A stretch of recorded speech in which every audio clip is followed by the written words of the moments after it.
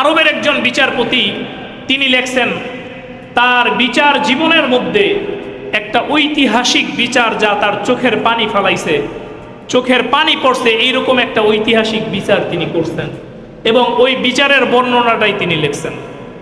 আল্লাহর বান্দা লিখছেন, আমি জীবনে প্রায় 30 থেকে 40 বছর বিচার কার্য পরিচালনা করছি। এর মধ্যে কত মানুষের ফাঁসির রায় লিখছি, এর মধ্যে কত মানুষকে হত্যার বদলে হত্যার বিচার আমি করছি। কিন্তু আমার কাছে এমন একটা বিষয় নিয়ে বিচার আসছে, এমন একটা বিষয় নিয়ে মোকদ্দমা আসছে, যেই মোকদ্দমা আমার চোখের পানি ঝরাইছে।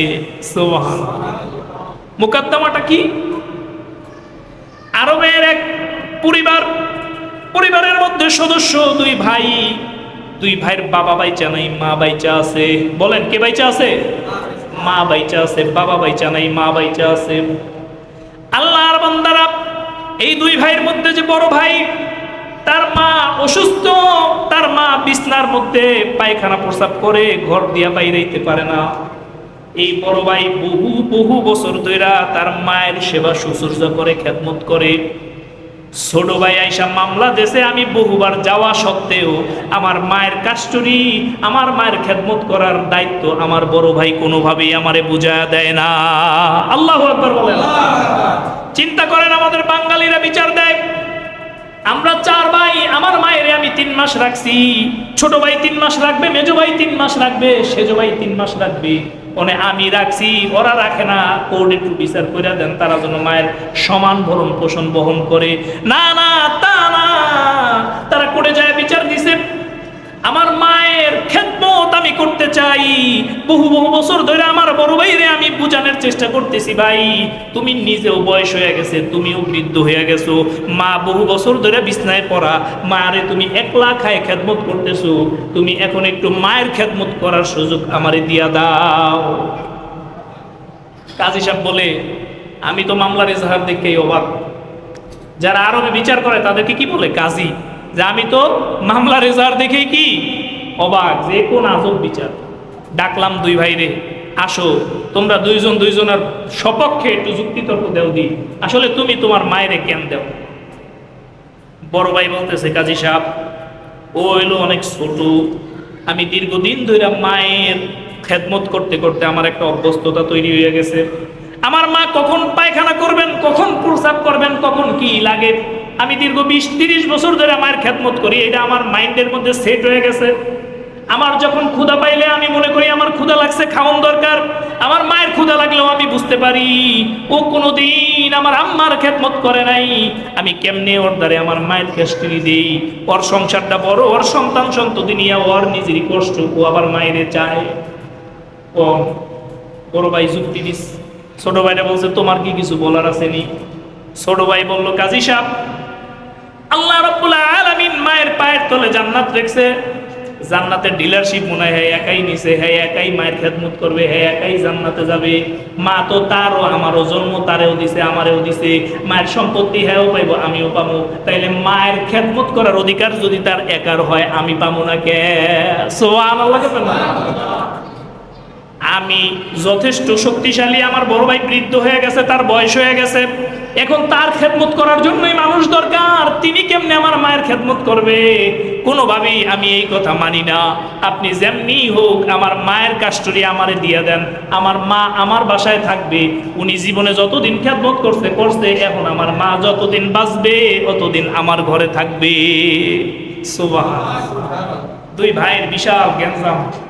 কাজ হিসেবে একবারে কনফিউজড, কার দ্বারে দিব মায়েরে। দুইজনের কথাই যুক্তিসঙ্গত, দুইজনের কথাই কি যুক্তিসঙ্গত।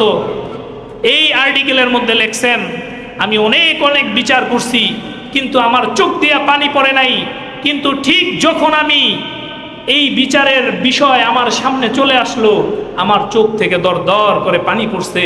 আমি কোনোভাবেই নিজেরে আর আটকায়া রাখতে পারি নাই, কোনোভাবেই কি নিজেকে আটকায়া রাখতে পারি নাই।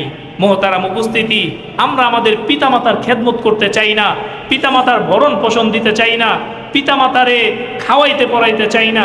বাপ মা কোনোদিন সন্তানের বিপরীতে যায় না। বাপ মা কি কোনোদিন সন্তানের বিপরীতে যায়? হয়তো আমি এখন বুঝতেছি আমার বাবা যেটা করছেন এইটা আমার জন্য খারাপ করছেন, কিন্তু বাস্তবতা হলো বাবা সব সময় ভালোই করেন, হয়তো আমার চোখে সেইটা একটু ভালোর জায়গায় খারাপ দেখা গেছে। ঠিক কিনা বলেন? কাজী সাহেব বলেন, আমি কি বিচার করব, বিমোহিত হয়ে গেলাম। তাদের দুই ভাইয়ের তাদের মাতৃভক্তি, মায়ের প্রতি ভালোবাসা আমাকে অবাক করে দিল। এক পর্যায়ে আমি দুই ভাইরে অনেক কষ্ট করে বুঝায়া রাজি করলাম যে তোমার মায়েরে যেমনি হোক তার বাসায় একটু ট্রান্সফারের ব্যবস্থা করো, সে কিছুদিন খেদমত করুক, তারপরে আবার তোমার মায়েরে তোমার ঘরে নিয়ে আইসো।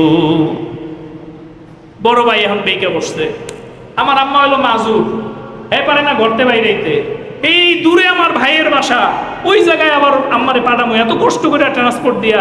কাজী সাহেব এর কোনো দরকার নাই। আজকে আমরা সূরা বাকারার ৬৭ নম্বর আয়াত থেকে নিয়ে শুরু করে ৭৩-৭৪ নম্বর আয়াত পর্যন্ত সূরা বাকারার একটা মূল্যবান ঘটনা আলোচনা করব ইনশাআল্লাহ। মুহতারাম উপস্থিতি, আল্লাহ জাল্লা শানহু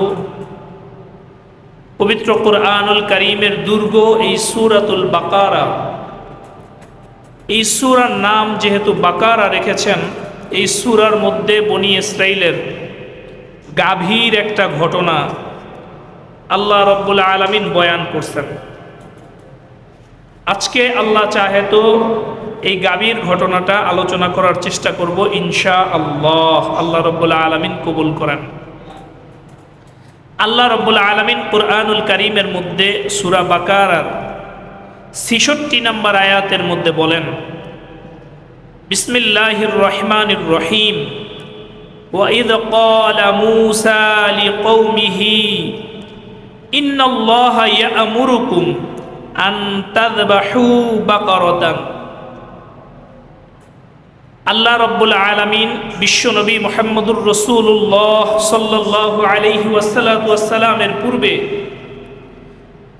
আল্লাহ নবী মুসা আলাইহিস সালাতু ওয়াসসালামের জাতি এবং কওমকে আল্লাহ রাব্বুল আলামিন একটা অন্যরকম বিশেষ মর্যাদা দিয়েছিলেন। আল্লাহর নবী মুসা আলাইহিস সালাতু ওয়াসসালামের কওমকে বলা হয় বানি ইসরাইল। কুরআনুল কারীমের মধ্যে এই বানি ইসরাইলের ব্যাপারে অসংখ্য অগণিত চমকপ্রদ ঘটনা বর্ণিত হয়েছে, অনেক আয়াত আল্লাহ রাব্বুল আলামিন নাজিল করছেন। তো এই অনেক ঘটনার মধ্যে গাভীর ঘটনাটাও একটা অন্যতম চমৎকার ঘটনা। আল্লাহ রাব্বুল আলামিন এর থেকে আমাদেরকে বোঝার তৌফিক দান করেন, বলি আমিন। বনি ইসরাইলের মধ্যে একজন ভদ্রলোক ছিলেন, তাফসীরের কিতাবের মধ্যে আসছে, যার কোনো সন্তান ছিল না, তার স্ত্রী ছিল বন্ধা। আবার আল্লামা সুদ্দী রহমাতুল্লাহি আলাই বলছেন তার একজন মেয়ে ছিল।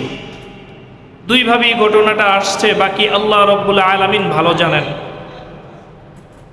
মুহতারাম উপস্থিতি, সমাজের মধ্যে কারো যদি অনেক সম্পদ থাকে, তার যদি ওয়ারিশ না থাকে, তাইলে সমাজের মানুষজন চিন্তা করে যারা এই সম্পত্তি পাবে, যে ভদ্রলোক মারা গেলে এই সম্পত্তিটা তাড়াতাড়ি দখল করা যায়, এরকম চিন্তা অনেকের থাকে।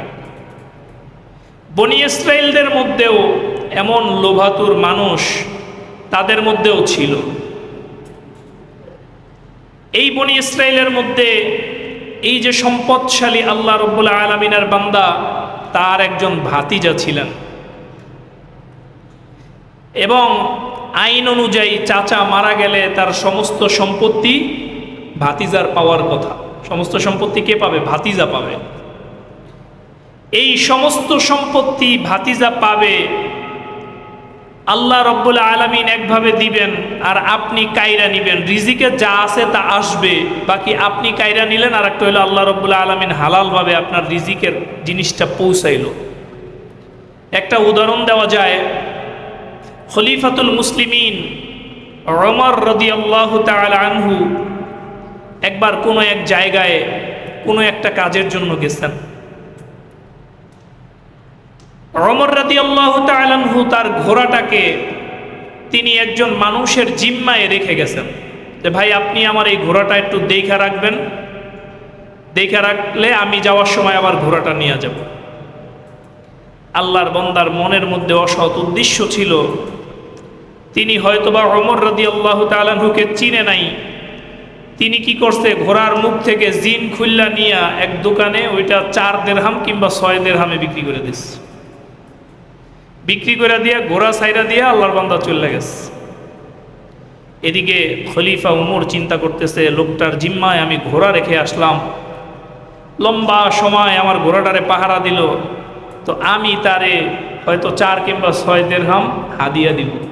সুবহানাল্লাহ। ওমর রাদিয়াল্লাহু তাআলা আনহু আয়েশা দেখে ঘোড়াও নাই, আল্লাহর বান্দাও নাই।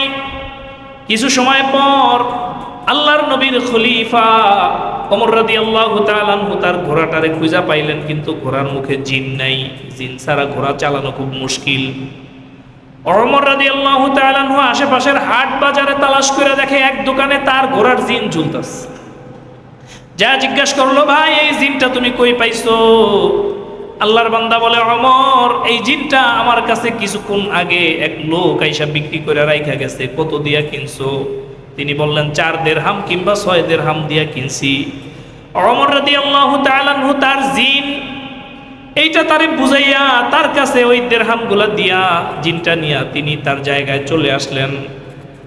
কিতাবের মধ্যে আসছে, ওমর রাদিয়াল্লাহু তাআলা আনহু বলেন, এই ভদ্রলোক যদি ঘোড়াটা নিয়ে ওয়েট করত, তাইলে এই 4 দিরহাম হালাল ভাবে তার কাছে পৌঁছায়া যাইতো।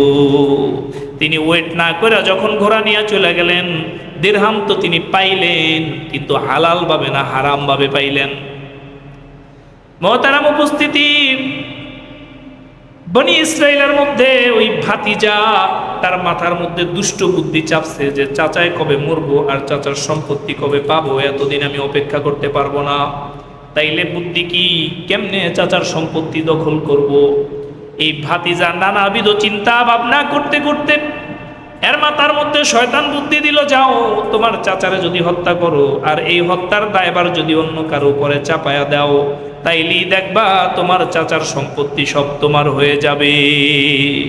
নাউজুবিল্লাহ। আল্লাহর বান্দা যেই চিন্তা সেই কাজ, চাচারে রাতে হত্যা করে ফেলছে সম্পত্তির লোভে। কি করছে? হত্যা করে ফেলছে সম্পত্তির লোভে। চাচারে হত্যা করার পর এত দুষ্টের দুষ্ট, বনি ইসরাইলের মধ্যে কিছু মানুষ ছিল যারা খুব আল্লাহওয়ালা ছিলেন। তারা একটা আলাদা জায়গায় একটা দুর্গের মধ্যে বসবাস করত। এরা বেশিরভাগ মানুষের সাথে মিশতো না, চলতো না, ফিরতো না। ও চাচার লাশটা ওই দুর্গের সামনে ফালায় রাখছে, মানে মারছে, ও দায়ভার চাপাইছে কাদের উপরে? ওই মানুষজনের উপরে। তাফসীর এই ঘটনাটা বিভিন্নভাবে বর্ণিত হয়েছে, আল্লাহু আ'লাম। সকালবেলা মানুষ উঠা দেখে এলাকার গণ্যমান্য একজন মানুষ হত্যা হয়েছে, আবার যা দেখে তার লাশ অমুক দুর্গের সামনে পড়ে আছে। লাশটা দেখা তো তাদের মনে সন্দেহ জাগছে, তাইলে এই দুর্গবাসী মাইরা দুর্গের বাইরে ফালায় দিস। এর মধ্যেই ভাতিজা আবার কি করছেন, তিনি যায়া আল্লাহর নবী মুসা আলাইহিস সালাতু ওয়াস সালামের কাছে যায় নালিশ দিছে, আমার চাচারে হত্যা করা হয়েছে, আমি আমার চাচা হত্যার বিচার চাই। নাউজুবিল্লাহ। কত বড় জালিয়াতি চিন্তা করেন, মারছে নিজেই, আবার ও যায় আল্লাহর নবী মুসা আলাইহিস সালাতু ওয়াস সালামের কাছে নালিশ দিছে, আমার চাচারে হত্যা করছে, আমি এই চাচা হত্যার বিচার চাই। বর্তমান সমাজেও এমন বনি ইসরাইল মার্কা লোক আছে না নাই? এরা দেখা যায় বর্তমান সমাজে। কিছুদিন আগে খবরে দেখলাম, ইয়া লম্বা দাড়ি, তিনি এক ভদ্র মহিলারে খুন কইরা আবার তিনি থানায় যাইয়া এর অভিযোগ দায়ের করছেন। 999-এ ফোন করে পুলিশ আনছেন।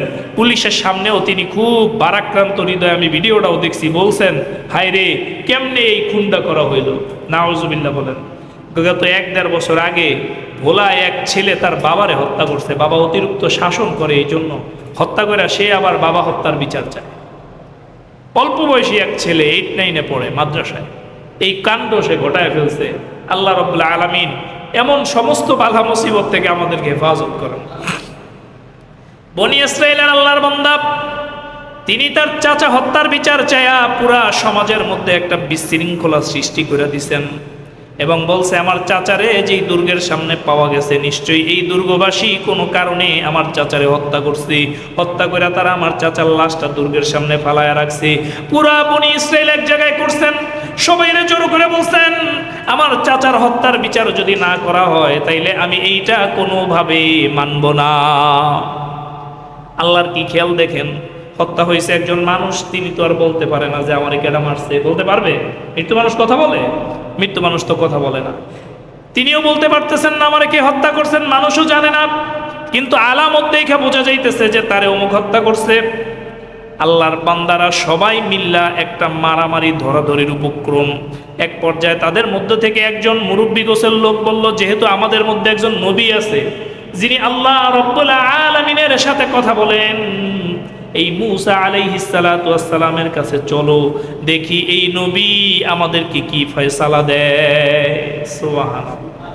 সবাই মিল্লা গেছে। ও নবী মূসা, জি বলেন, আমাদের সমাজের এমন একজন মানুষ হত্যা হইল, তাইলে আপনার কি কিছু করার নাই? এই যে হত্যাকাণ্ড সংগঠিত হয়েছে, আপনি এক কাজ করেন নবী, আপনি একটু আমাদেরকে বলেন এর বিচার আমরা কি করব, কে হত্যাকাণ্ড ঘটাইলো, কেমনে ঘটাইলো।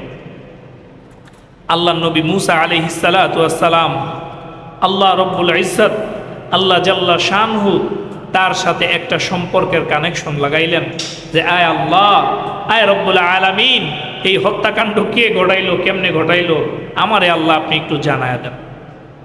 পবিত্র কুরআনুল কারীমের মধ্যে এরকম বেশ কয়েকটা সাক্ষীর ব্যাপার আছে। এর মধ্যে একটা সাক্ষী আছে হযরত সাইয়্যিদানা ইউসুফ আলাইহিস সালাতু ওয়াস সালামের ব্যাপারে। তার ওই সময় আল্লাহ রব্বুল আলামিন কিন্তু বলতে পারতেন জুলাইখা দোষী, ইউসুফ নির্দোষ, কিন্তু আল্লাহ কিন্তু এইভাবে বলেন নাই। কেন বলেন নাই? আল্লাহ রব্বুল আলামিন মানুষকে শিখায়া দিলেন যে তোমরা সাক্ষ্য প্রমাণ সঠিকভাবে যাচাই বাছাই না কইরা তোমরা একতরফা কোনো জায়গায় কোনো রায়, কোনো সিদ্ধান্ত দিও না। মোহতারাম উপস্থিতি, ইউসুফ আলাইহিস সালাতু ওয়াস সালামের সময়ও দেখা গেছে তারা বলছেন জামা যদি, ওই বাচ্চা বলছেন জামা যদি সামনে দিয়া ছেঁড়া থাকে তাইলে বুঝতে হবে ইউসুফ আক্রমণ করছেন, জুলাইখা ফিরাইছেন, তাই জামা সামনে দিয়া ছেঁড়া। আর যদি জামা পিছন দিয়া ছেঁড়া থাকে তাইলে বুঝতে হবে ইউসুফ আলাইহিস সালাতু ওয়াস সালাম পলায়া যাইতে চাইছেন, জুলাইখা পিছন দিয়া থাবা দিয়া ধরছেন, এই জন্য জামা পিছন দিয়া ছেঁড়া। কত চমৎকার আল্লাহ রব্বুল আলামিনের যুক্তি। আল্লাহ চাইলে মূসা আলাইহিস সালাতু ওয়াস সালামকে বইলা দিতে পারতেন, আচ্ছা মূসা, এই হত্যা তো অমুক করছে, যাও তুমি যায় তার নাম বইলা দাও। তখন আবার এমন হইতে পারতো যারা নবী মানে না তারা কইতো না আমরা তো তারে মানিই না, তাহলে সে যদি হত্যা করে থাকে তাইলে তার কথা আমরা মানি না। হইতে পারতো কি পারতো না? বলেন, হইতে পারতো কি পারতো না? পারতো। আল্লাহর নবী মূসা, আল্লাহ রাব্বুল আলামিন এই কথাগুলা কুরআনুল কারীমের মধ্যে বলে দিলেন। আল্লাহ রাব্বুল আলামিন বললেন ওয়া ইয ক্বালা মূসা লিকওমিহি ইন্নাল্লাহা ইয়া'মুরুকুম আন তাযবাহু বাকারাতান। আল্লাহর নবী মূসা বললেন, ও আমার কওম, আল্লাহ রাব্বুল আলামিন বলে দিলেন যে যাও তোমরা যায় একটা গরু জবাহ করো। সুবহানাল্লাহ।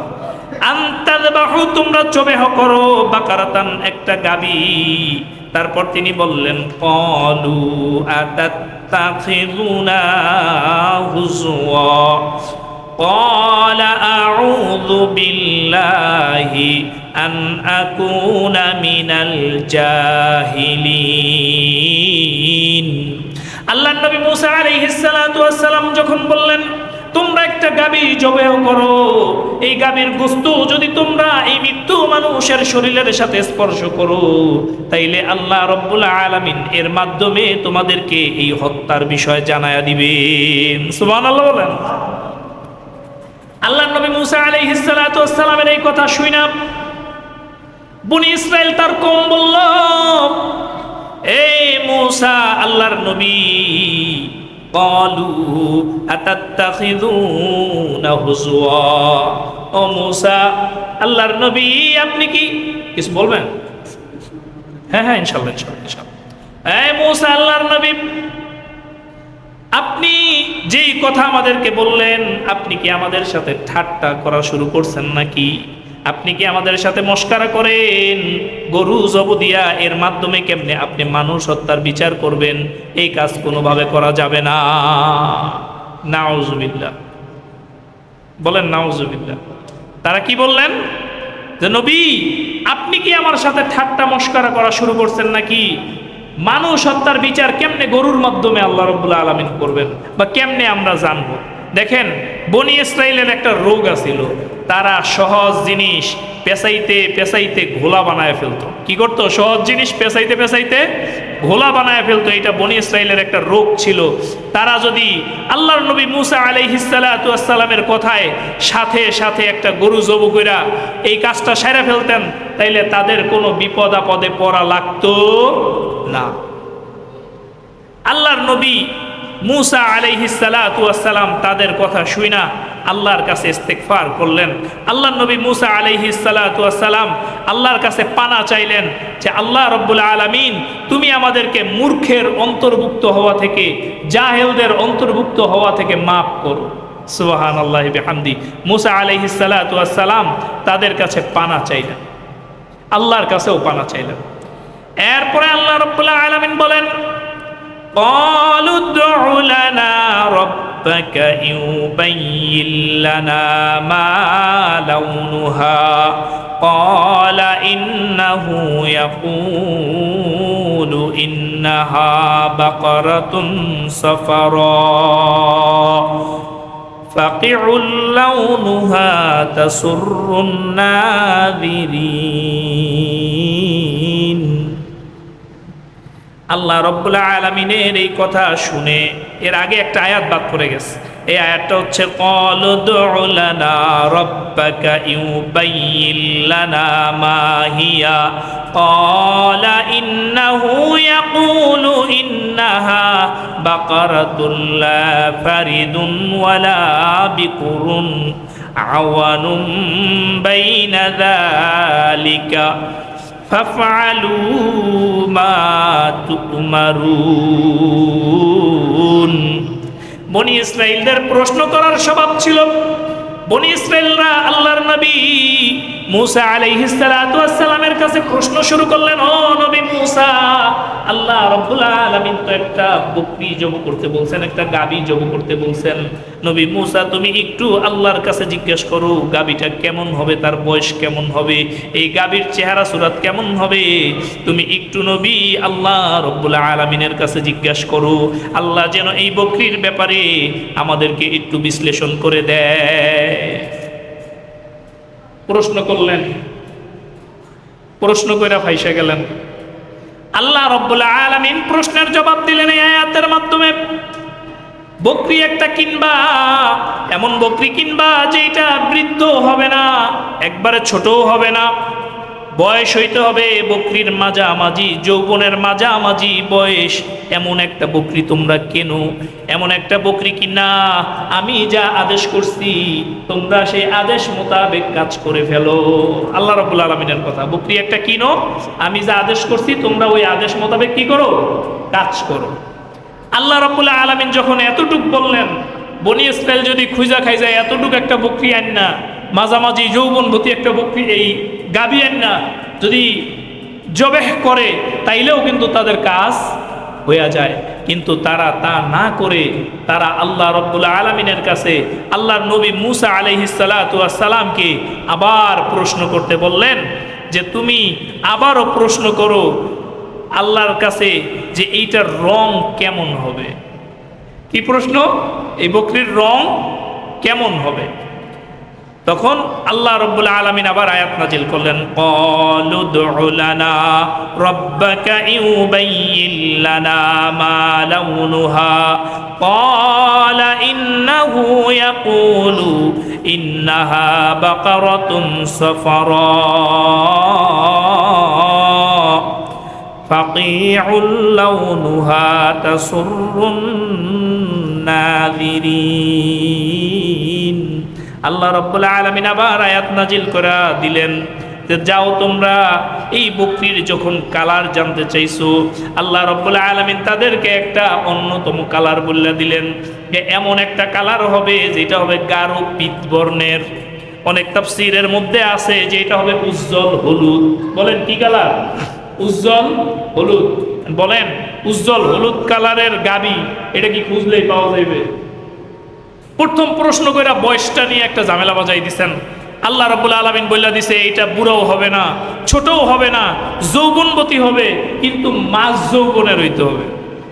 আবার দ্বিতীয়বার প্রশ্ন করার পর আল্লাহ রাব্বুল আলামিন তাদেরকে বলে দিলেন, যাও তোমার এই গাবিটা হবে একটা পীতবর্ণের গাবি। তাফসীরের মধ্যে আছে গাবিটা হতে হবে উজ্জ্বল হলুদ রঙের, যেটা দেখলে মানুষের চোখ জুড়ায়া যায়, মানুষ যা দেখলে তাকায়া থাকে, যেটা দর্শকদের চমৎকৃত করবে, এমন একটা গাবি লাগবে। সুবহানাল্লাহি ওয়া বিহামদি। দেখেন বড় মজার ঘটনা। এরপরে আল্লাহ রাব্বুল আলামিন এই কথা আল্লাহ নবী মুসা আলাইহিস সালাতু ওয়াস সালামকে জানানোর পরে মুসা আলাইহিস সালাতু ওয়াস সালাম বনি ইসরাইলরে যায় বলল, আল্লাহ তো এবার তোমাদেরকে কালারও বলে দিছে, এমন পীতবর্ণের একটা গাবি যেটার কালার হবে উজ্জ্বল হলুদ, যা দেখলে মানুষের চোখ জুড়াবে, এমন একটা গাবির কথা আল্লাহ রাব্বুল আলামিন বলছেন। এই কথা শুইনা তারা যদি থাইমা যাইতো তাইলে তো হইতই। আল্লাহর বান্দারা এদ্দুর শুইনাও থামে নাই। বলেন এদ্দুর শুইনাও থামে নাই। এরপরে তারা আবার আল্লাহ রাব্বুল আলামিনের কাছে প্রশ্ন করতে বললেন মুসা আলাইহিস সালাতু ওয়াস সালামকে, যে আল্লাহর নবী মুসা আপনি একটু প্রশ্ন করেন আবার, কেমন হলুদ কেমন গাবি আনবো, আরও কি আল্লাহর কোনো রিকোয়ারমেন্ট আছে কিনা। দেখেন প্রশ্ন করতে করতে কই পৌঁছায়া যায়। তারা আবার বললেন, قالوا ادع لنا ربك يبين لنا ما هي। ও নবী আপনি একটু আল্লাহ রাব্বুল আলামিনের কাছে আবার জিজ্ঞেস করেন গাবিটা কেমন হবে, গাবিটা কি কেমন হবে। قالوا ادع لنا ربك يبين لنا ما هي। ও নবী আপনি একটু আল্লাহ রাব্বুল আলামিনের কাছে একটু জিজ্ঞেস করেন গাবিটা কেমন হবে, গাবিটা আরো কোনো কিছু আছে নাকি, এই গাভীর সৌন্দর্যের আরো কোনো বর্ণনা আছে নাকি। এরপরে আল্লাহ বলেন, ইন্নাল বাকারাতা শাবাহা আলাইনা ওয়া ইন্না ইনশাআল্লাহু লামুহতাদুন। قال إنه يقول إنها بقرة لا ذلول تثير الأرض ولا تسقي الحرث। বড় চমৎকার কথা। তারা বললেন এইবার একটু আল্লাহর কাছে শেষবারের মতো জিগান, এই গাভীর আরো কোনো রং ঢং সৌন্দর্যের দরকার আছে নাকি। আল্লাহ রাব্বুল আলামিন যদি এইবার বইলা দেন তাইলে অবশ্যই আমরা একটা সঠিক পথ পাবো এবং আমরা সেই মতো কাজ করব। আল্লাহ রাব্বুল আলামিন তাদের প্রশ্নে একটু হয়ে আবার বইলা দিলেন, যাও এমন একটা গাভী যেই গাভী দিয়া কোনোদিন শেষ কাজ করানো হয় নাই। আগে ওই যে পানি উড়াইতো গরু দিয়া, কূপ দিয়া, কোনো শেষ কাজ করানো হয় নাই। এমন গাভী যেই গাভী কোনো নাঙ্গলও বায় নাই, কোনো খেতেও চাষ দেয় নাই। এটা হইলো এলাকার একবারে ডাকপাটের গাভী যে খালি খাইছে আর ঘুরছে। এর মতো এইরকম একটা গাভী তোমরা ব্যবস্থা করে আনো, তাইলেই কাজ হয়ে যাবে। পুরা বনি ইসরাইল তো হয়রান, হায় আল্লাহ কোন বিপদের মধ্যে পড়লাম, এই গাভী এখন কোথায় পাই। বনি ইসরাইলের মধ্যে আবার একটা সন্তান ছিল, আল্লাহর বান্দা যার পিতামাতা নাই, এই সন্তানের ঠিক এমন রূপের একটা গাভী ছিল। সুবহানাল্লাহ বলবেন না। এই সন্তানের পিতা নাই, ভুল বলছি, পিতামাতা নাই না, পিতা নাই মাতা আছে। এবং এই ছেলেটা তার পিতা জীবদ্দশায় বেঁচে থাকাকালীন তিনি তার পিতার সর্বোচ্চ খেদমত করতেন। এমনকি তার পিতার যদি ঘুমে ব্যাঘাত ঘটবে, এমন কোনো কাজের দরকার হইতো, তাইলে তিনি তার পিতারে কখনোই ঘুম থেকে উঠাইতো না। সুবহানাল্লাহ। বাপের ঘুমে ব্যাঘাত ঘটবে এমন কোনো কাজ তিনি করত না। পিতার যদি কোনো সমস্যা হবে মনে করতেন, এই সন্তান দাঁড়ায় থাকতেন, তাও তার পিতাকে ডাক দিতেন না। তাফসীরের কিতাবের মধ্যে তার পিতার ব্যাপারে এমন একটা ঘটনা আসছে, এক হীরা ব্যবসায়ী আসছে, কিংবা কোনো ব্যবসায়ী তার কাছে একটা জিনিস বিক্রি করার জন্য আসছেন, তার সাথে দাম দরও ফাইনাল হয়েছে। আল্লাহর বান্দা বলছে আমার পিতা ঘুমায়, তিনি উঠলে আমি আপনারা টাকা দিব। তো দাম দর নির্ধারণ হয়েছে 80 টাকা। উনি বলছে তুমি যদি এখন এই মুহূর্তে আমার টাকা দিয়ে দাও তাইলে আমি তোমার এটা 70 টাকায় দিব। এমন করতে করতে ওই বান্দা তারে পরীক্ষা করার জন্য 30 টাকা পর্যন্ত নামে আসছে, কিংবা 30,000 টাকা পর্যন্ত নামে আসছে। আল্লাহর বান্দা বলছে, না, আমার বাবার যখন ঘুম ভাঙবে আপনি যদি ততক্ষণ পর্যন্ত অপেক্ষা করেন তাইলেই আমি আপনার থেকে এই পণ্যটা আব্বার কাছ থেকে টাকা নিয়ে কিনবো, দরকার হয় প্রয়োজনের থেকে আপনারে বেশি দিব, কিন্তু আমার বাবার ঘুম আমি ভাঙ্গাইতে পারবো না। এইরকম এক সৎ ছেলের কাছে এই গরু পাওয়া গেছে। গরু পাওয়ার পর সবাই তার কাছে যায় বললেন, বাবা, তোমার এই গরুটার ব্যাপারে আল্লাহ রাব্বুল আলামিন আমাদেরকে আদেশ দিয়েছেন একটা হত্যা রহস্য মীমাংসা করার জন্য।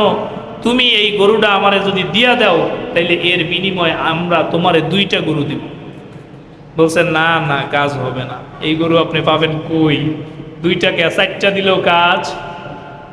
বনি ইসরাইল তো তার পিছে লাগছে, গরু যদি বাবা এইটা আমারে দিয়া দাও 2টার জায়গায় 3টা দিব, 4টা দিব, এমন কইরা অনেক কিছু অফার করছেন, কিন্তু আল্লাহর বান্দা কোনো অফারে সাড়া দেয় নাই, কোনো অফারে তিনি রাজিও হয় নাই। তিনি বলছেন, না না, কোনো অফারে কাজ হবে না। তাফসীরের কিতাবের মধ্যে ঘটনা লেখেন, তাফসীর ইবনে কাসীরের মধ্যে ইমাম ইবনে কাসীর রাহিমাহুল্লাহ ঘটনা লেখেন, আল্লাহর বান্দারে জিজ্ঞেস করছে, তাইলে তোমারে কি দিলে গরু বেচবা? বলছে, গরু 1 পাল্লায় দিবা, স্বর্ণ 1 পাল্লায় দিবা। আমার গরুর আর স্বর্ণের ওজন যখন 1 হয়ে যাবে তখন আমি তোমাদের গরু দিয়া দিব। সুবহানাল্লাহ। এন ওরা তো সিপাই পড়ছে, প্রশ্ন কইরা কইরা গরু এইটাই লাগবো, অন্য কোনো গরু হইলেও হবে না। আর আল্লাহর বান্দাও খিস দিয়া বইছে যে আমার এই গরুর ওজন পরিমাণ স্বর্ণ না দিলে আমি গরু দিব না। আর একটা তাফসীরের মধ্যে আর একটা ঘটনা আসছে যে আমার গরু জব দিবা, জব দিয়া গরুর চামড়া বিছাইবা, চামড়ার মধ্যে যত স্বর্ণ মুদ্রা ধরবে কত দূর পর্যন্ত দিবা, আমার চামড়া যখন একবার ফুলফিল হইয়া উঁচা হয়ে যাবে তখন তোমাদেরকে আমি এই গরুর দাম চুকায় দিব, এছাড়া আমি গরু দিব না। তারা উপস্থিতি, বনি ইসরাইল তো মহা ফ্যাসাদের মধ্যে পড়ছে। আবার যেই লোক হত্যা করছে ওনারও সম্পত্তির কোনো অভাব নাই, ওনারও তৎকালীন সময় কোটি কোটি টাকার সম্পদ আছিল। এই সম্পত্তির একটা সুরাহা হওয়া দরকার, একটা মীমাংসা হওয়া দরকার। তারা গেল, যা তুমি যা চাইছো তাই তোমাকে দিয়া দিলাম, তাও গরুটা জব দেওয়ার একটা ব্যবস্থা হোক। বনি ইসরাইল মিল্লা সবাই আইসা গরু জবেহ করলেন। গরু জবেহ করার পর এই গরুর গোশত আইনা ওই যে মৃত্যু আল্লাহর বান্দা তার শরীরের সাথে মিলায় দিছেন, কিংবা শরীরে লাগায় দিছেন। সুবহানাল্লাহ বলবেন না? আল্লাহর বান্দা গোশতটা লাগানোর সাথে সাথেই উইঠা দাঁড়ায়া বলছে, আমারে আমার ভাতিজা অমুক হত্যা করছে। সুবহানাল্লাহি ওয়া বিহামদি বইলা তিনি আবার মারা গেলেন। দেখেন আল্লাহ রাব্বুল আলামিন এই আয়াতগুলোর মাধ্যমে সাক্ষীর ব্যাপারে আমাদেরকে কি শিক্ষা দিলেন। একজন যায় ঠাস করে কইব উনি দোষী, আরেকজন আয়া ধুম করে কইব উনি নির্দোষ। এমন কথায় কাজ হবে না। এমন কথা কি কাজ হবে? হবে না। আল্লাহ রাব্বুল আলামিন এই আয়াতগুলোর মাধ্যমে মুসলমান সমাজে সাক্ষীর কি দরকার, কেমনে সাক্ষী দিবে, কিভাবে সাক্ষী হবে, এইটার একটা দিক নির্দেশনা তুলে ধরলেন। আল্লাহ রাব্বুল আলামিন বুঝাইতে চাইলেন যে একজন আয়া কইবে হ্যাঁ দোষ করছে, এটাও হবে না, আর একজন যায় কইবে হ্যাঁ গুণ করছে, এটাও হবে না। যখন কোনো একটা সমাজের মধ্যে বিরোধ বাজবে, উভয় পক্ষ থেকে সাক্ষী প্রমাণের ভিত্তিতে কাজী যখন মনে করবে যে না তার হইল দোষ কিংবা তার হইল গুণ, তখন কাজী একটা ফয়সালা দিবে। মোহতারাম, ইসলামের সাক্ষীর একটা নিদর্শন। আপনারা যারা 2 নম্বর কাতারে আছেন সবাই সামনে চলে আসেন। কেউ এসে জায়গা খালি রেখে বসবেন না, সামনের কাতারে চলে আসেন। আসেন, লড়েন না, আসেন একবারে সবাই। এই কাতার একটা লোক বসার আর কোনো জায়গা থাকবে না, চলে আসেন। আইসা একজন মসজিদের এই কোনায় বইবেন, একজন ওই কোনায়, ওই জায়গায় ফাঁকা না, এগুলো করা যাবে না। একদম সামনে, পুরা সামনের কাতার একবারে ভৈরা বসেন সবাই। এই যে সুন্দর হয়েছে, সবাই একটু জিকির করি, লা ইলাহা ইল্লাল্লাহ, লা ইলাহা ইল্লাল্লাহ, লা ইলাহা ইল্লাল্লাহ, লা ইলাহা ইল্লাল্লাহ, লা ইলাহা ইল্লাল্লাহ, লা ইলাহা ইল্লাল্লাহু মুহাম্মাদুর রাসূলুল্লাহ। বনি ইসরাইলের মীমাংসা হয়ে গেল।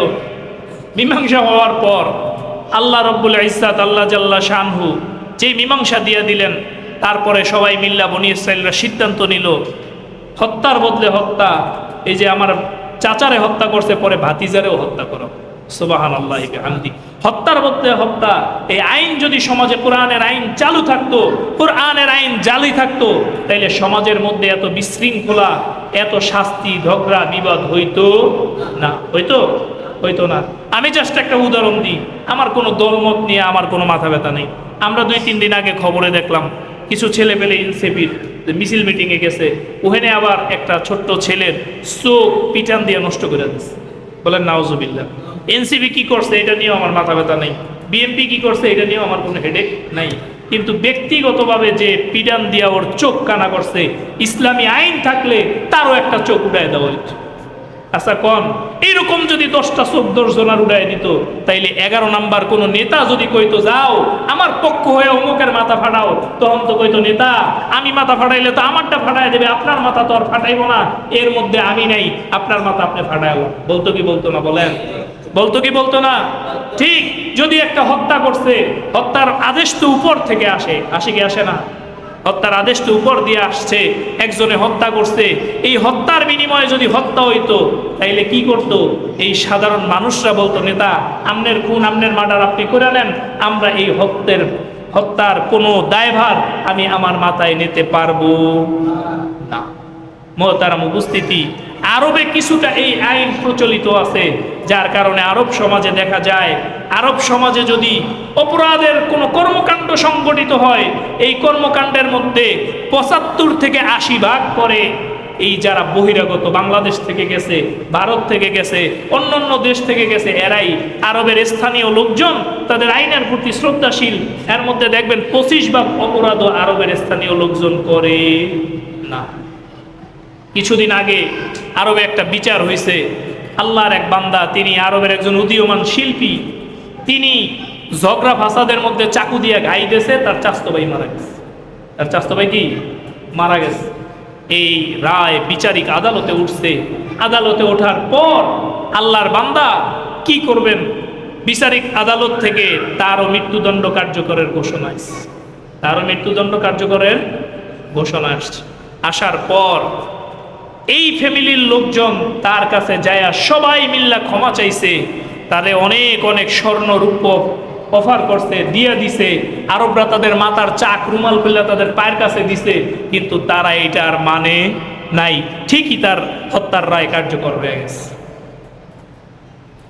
তাইলে সমাজে বিশৃঙ্খলা রোধে ইসলামের কোনো বিকল্প আছে? বলেন, ইসলামের কোনো বিকল্প আছে? নাই। সমাজে ধর্ষণ যদি রোধ করতে চান, ইসলামের কোনো বিকল্প আছে? ইসলামের কোনো বিকল্প নাই। ইসলাম এমন এক ধর্ম, যেই ধর্মের মধ্যে একদম A to Z যত জীবন ব্যবস্থা দরকার, জাগা জমির বিরোধ নিষ্পত্তি থেকে নিয়ে শুরু করে হত্যার বিচার পর্যন্ত, চুরির বিচার, যত ধরনের সমস্যা আছে, সব সমস্যার সমাধান কি ইসলামের মধ্যে আছে। মুহতারাম উপস্থিতি, এই কোর্টের বিচারের কথা মনে পড়তে আমার আরবের আরেকটা বিচারের কথা মনে পড়ে গেল। ঘটনাটা খুবই সুন্দর, হৃদয় বিদারক। আপনারা যদি শুনতে চান একটু বলতে পারি। আরবের এক কোর্টে, এইটা একজন বিচারপতি একটা আর্টিকেল লিখছিলেন একটা আরবি পত্রিকায়। এই আর্টিকেলটার একটা অংশ আমি পাইছিলাম। আরবের একজন বিচারপতি, তিনি লেখছেন তার বিচার জীবনের মধ্যে একটা ঐতিহাসিক বিচার, যা তার চোখের পানি ফালাইছে, চোখের পানি পড়ছে, এইরকম একটা ঐতিহাসিক বিচার তিনি করছেন, এবং ওই বিচারের বর্ণনাটাই তিনি লিখছেন। আল্লাহর বান্দা লিখছেন, আমি জীবনে প্রায় 30 থেকে 40 বছর বিচার কার্য পরিচালনা করছি। এর মধ্যে কত মানুষের ফাঁসির রায় লিখছি, এর মধ্যে কত মানুষকে হত্যার বদলে হত্যার বিচার আমি করছি। কিন্তু আমার কাছে এমন একটা বিষয় নিয়ে বিচার আসছে, এমন একটা বিষয় নিয়ে মোকদ্দমা আসছে, যে মোকদ্দমা আমার চোখের পানি ঝরাইছে। সুবহানাল্লাহ। মোকদ্দমাটা কি? আরবের এক পরিবারের মধ্যে সদস্য, দুই ভাইয়ের বাবা বাইচা নাই, মা বাইচা আছে। বলেন, কে বাইচা আছে? মা বাইচা আছে। বাবা বাইচা নাই, মা বাইচা আছে। আল্লাহর বান্দারা, এই দুই ভাইয়ের মধ্যে যে বড় ভাই, তার মা অসুস্থ, তার মা বিছনার মধ্যে পায়খানা প্রস্রাব করে, ঘর দিয়া বাইরেইতে পারে না। এই বড় ভাই বহু বছর ধরে তার মায়ের সেবা শুশ্রূষা করে, খেদমত করে। ছোট ভাই আইসা মামলা দেশে আমি বহুবার যাওয়া সত্ত্বেও আমার মায়ের কাস্টডি, আমার মায়ের খেদমত করার দায়িত্ব আমার বড় ভাই কোনোভাবেই আমারে বুঝায়া দেয় না। আল্লাহু আকবার বলেন। চিন্তা করেন, আমাদের বাঙালিরা বিচার দেয়, আমরা 4 ভাই, আমার মায়ের আমি 3 মাস রাখছি, ছোট ভাই 3 মাস রাখবে, মেজো ভাই 3 মাস রাখবে, সেজো ভাই 3 মাস রাখবে, ওনে আমি রাখছি, ওরা রাখে না, কোর্ট একটু বিচার করে দেন তারা যেন মায়ের সমান ভরণ পোষণ বহন করে। না না, তা না, তারা কোর্টে যায় বিচার দিছে, আমার মায়ের খেদমত আমি করতে চাই, বহু বহু বছর ধরে আমার বড় ভাইরে আমি বুঝানোর চেষ্টা করতেছি, ভাই তুমি নিজেও বয়স হয়ে গেছে, তুমিও বৃদ্ধ হয়ে গেছো, মা বহু বছর ধরে বিছনায় পড়া, মারে তুমি একলা খায় খেদমত করতেছো, তুমি এখন একটু মায়ের খেদমত করার সুযোগ আমারে দিয়া দাও। কাজী সাহেব বলে, আমি তো মামলার এজাহার দেখেই অবাক। যারা আরবে বিচার করে তাদেরকে কি বলে? কাজী। যে আমি তো মামলার এজাহার দেখেই কি অবাক, যে কোন আজব বিচার। ডাকলাম 2 ভাইরে, আসো তোমরা দুইজন দুইজনের সপক্ষে একটু যুক্তিতর্ক দেও দি, আসলে তুমি তোমার মায়েরে কেন দেও? বড় ভাই বলতেছে, কাজী সাহেব ও হইলো অনেক ছোট, আমি দীর্ঘদিন ধরে মায়ের খেদমত করতে করতে আমার একটা অভ্যস্ততা তৈরি হয়ে গেছে। আমার মা কখন পায়খানা করবেন, কখন প্রস্রাব করবেন, কখন কি লাগে, আমি দীর্ঘ 20-30 বছর ধরে মায়ের খেদমত করি, এটা আমার মাইন্ডের মধ্যে সেট হয়ে গেছে। আমার যখন ক্ষুধা পাইলে আমি মনে করি আমার ক্ষুধা লাগছে, খাওয়ান দরকার। আমার মায়ের ক্ষুধা লাগলেও আমি বুঝতে পারি ও কোনোদিন আমার আম্মার খেদমত করে নাই, আমি কেমনে ওর দ্বারে আমার মায়ের কাস্টডি দিই, ওর সংসারটা বড়, ওর সন্তান সন্ততি নিয়ে ওর নিজেরই কষ্ট, ও আবার মায়েরে চায়। ও বড় ভাই যুক্তি দিস, ছোট ভাইরা বলছে তোমার কি কিছু বলার আছে নি? ছোট ভাই বলল, কাজী সাহেব আল্লাহ রাব্বুল আলামিন মায়ের পায়ের তলে জান্নাত রেখেছে, জান্নাতের ডিলারশিপ মনে হয় একাই নিছে, হ্যাঁ একাই মায়ের খেদমত করবে, হ্যাঁ একাই জান্নাতে যাবে। মা তো তারও আমারও জন্ম, তারেও দিছে আমারেও দিছে, মায়ের সম্পত্তি হ্যাঁও পাইব আমিও পাবো, তাইলে মায়ের খেদমত করার অধিকার যদি তার একার হয় আমি পাবো না কে? সুবহানাল্লাহ। আমি যথেষ্ট শক্তিশালী, আমার বড় ভাই বৃদ্ধ হয়ে গেছে, তার বয়স হয়ে গেছে, এখন তার খেদমত করার জন্যই মানুষ দরকার, তিনি কেমনে আমার মায়ের খেদমত করবে? কোনোভাবেই আমি এই কথা মানি না। আপনি যেমনি হোক আমার মায়ের কাস্টডি আমারে দিয়ে দেন, আমার মা আমার বাসায় থাকবে, উনি জীবনে যতদিন খেদমত করছে করছে, এখন আমার মা যতদিন বাঁচবে ততদিন আমার ঘরে থাকবে। সুবহানাল্লাহ। 2 ভাইয়ের বিশাল গ্যাঞ্জাম। কাজ হিসেবে একবারে কনফিউজড, কার দ্বারে দিব মায়েরে। দুইজনের কথাই যুক্তিসঙ্গত, দুইজনের কথাই কি যুক্তিসঙ্গত। এই আর্টিকেলের মধ্যে লেখছেন, আমি অনেক অনেক বিচার করছি কিন্তু আমার চোখ দিয়া পানি পড়ে নাই, কিন্তু ঠিক যখন আমি এই বিচারের বিষয় আমার সামনে চলে আসলো, আমার চোখ থেকে দর দর করে পানি পড়ছে। আমি কোনোভাবেই নিজেরে আর আটকায়া রাখতে পারি নাই, কোনোভাবেই কি নিজেকে আটকায়া রাখতে পারি নাই। মোহতারাম উপস্থিতি, আমরা আমাদের পিতামাতার খেদমত করতে চাই না, পিতামাতার ভরণ পোষণ দিতে চাই না, পিতামাতারে খাওয়াইতে পড়াইতে চাই না। বাপ মা কোনোদিন সন্তানের বিপরীতে যায় না। বাপ মা কি কোনোদিন সন্তানের বিপরীতে যায়? হয়তো আমি এখন বুঝতেছি আমার বাবা যেটা করছেন এইটা আমার জন্য খারাপ করছেন, কিন্তু বাস্তবতা হলো বাবা সব সময় ভালোই করেন, হয়তো আমার চোখে সেইটা একটু ভালোর জায়গায় খারাপ দেখা গেছে। ঠিক কিনা বলেন? কাজী সাহেব বলেন, আমি কি বিচার করব, বিমোহিত হয়ে গেলাম। তাদের 2 ভাইয়ের তাদের মাতৃভক্তি, মায়ের প্রতি ভালোবাসা আমাকে অবাক করে দিল। এক পর্যায়ে আমি 2 ভাইরে অনেক কষ্ট করে বুঝায়া রাজি করলাম যে তোমার মায়েরে যেমনি হোক তার বাসায় একটু ট্রান্সফারের ব্যবস্থা করো, সে কিছুদিন খেদমত করুক, তারপরে আবার তোমার মায়েরে তোমার ঘরে নিয়ে আইসো।